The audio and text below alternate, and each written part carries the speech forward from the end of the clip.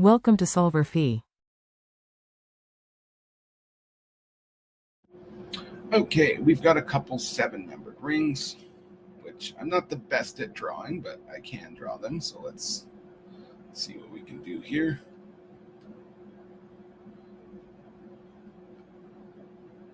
Looks like I did all right with that one. And another.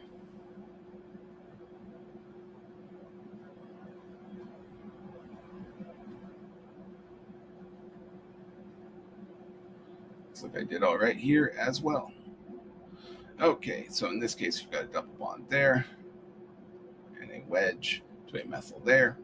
And in this case, we have a double bond here and a wedge, dash over here and a wedge here. And the question is, are these structures isomers? Well, they're either isomers or the same. That's the real question. They're rather clearly isomers because they're both 7-membered rings with a double bond and a methyl group, right?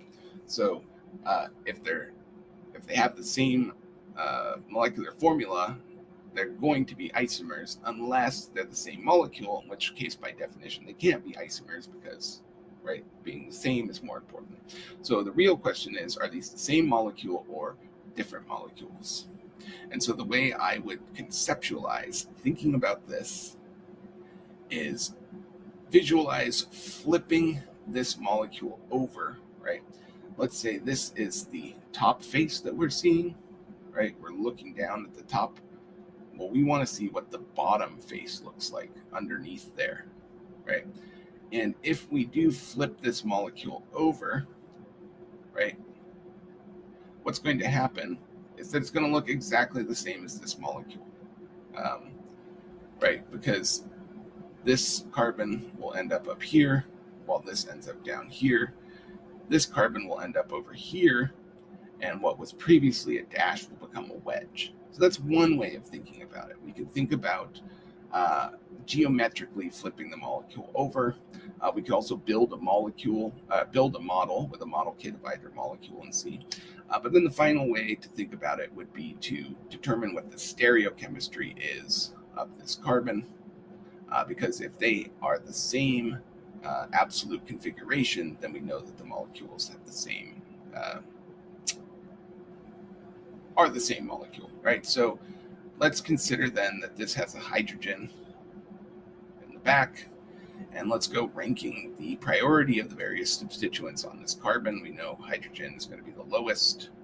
And then we've got carbon versus carbon versus carbon. This carbon has 3 bonds to hydrogen. Let's say hydrogen, hydrogen, hydrogen. This carbon has 1 bond to carbon and 2 bonds to hydrogen.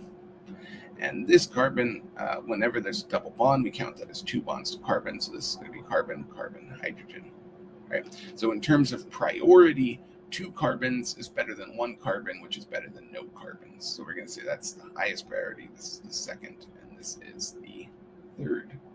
Okay, and so then to determine the stereochemistry, we connect 1 to 2 to 3.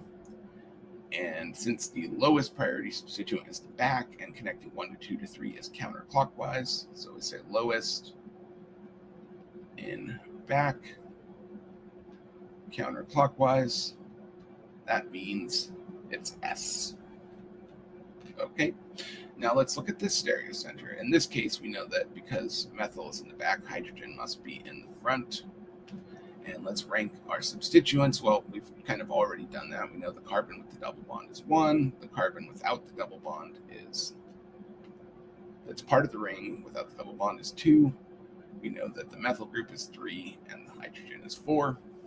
And so we connect 1 to 2 to 3 and we get clockwise, but note that the lowest priority substituent is not in the back. So lowest, not in back, which means that clockwise implies clockwise implies S. The rule changes depending on whether the lowest priority substituent is in the back or not, right? In this case, counterclockwise means R. And when the lowest is in the back, counterclockwise means S, and clockwise means R.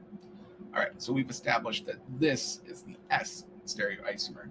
Well, really, that's all there is to it, right? Because we have cycloheptene, right? And it is 3-methyl, 1, 2, 3-methyl, right? So we have S, 3-methyl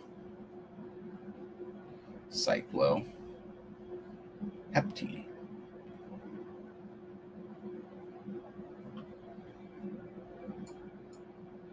Drew too close to the edge. There's another E at the end of this. In each case, we have S3-methyl cycloheptene, which means these are identical molecules, not isomers.